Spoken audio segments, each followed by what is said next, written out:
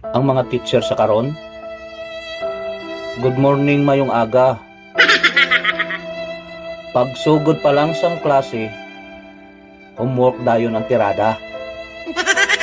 Magpili sang paborito nga estudyante. Biskan hindi kabalo, kay teacher perfect sila.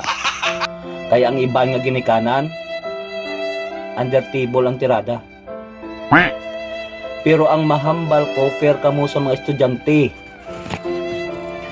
Mapamanggaranon man o pigado, parehas na nagkakaon kamuti. Lower your standard, ma'am. Kaya ang ginatubang mo, hindi pareho ang level mo. Degree holder ka sa university, pero sila gumpisa pa lang sa uno. Adlaw-adlaw present ka, pero sa kay ma'am absent ka man gyapon. Perfect ang exam mo, pero kay ma'am zero ka man gyapon. Pang cum laude ang expectations ng estudyante, pero 75 ang ginahatag mo nga grado. Nagasugod pa lang sila sa paghandom, pero ginabagsak mo na dayon. Kay ang imo ginauna, malapit sa imo gahom.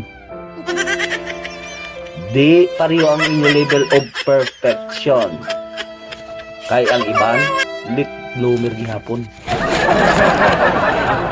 Kay ang iban mo nga estudyante, amo pa lang naiya katuntuon. Kagbuligan mo sila sa ilang mga handom.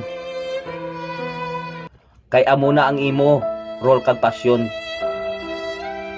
Para maging successful man sila sa mga sunod nga mga henerasyon.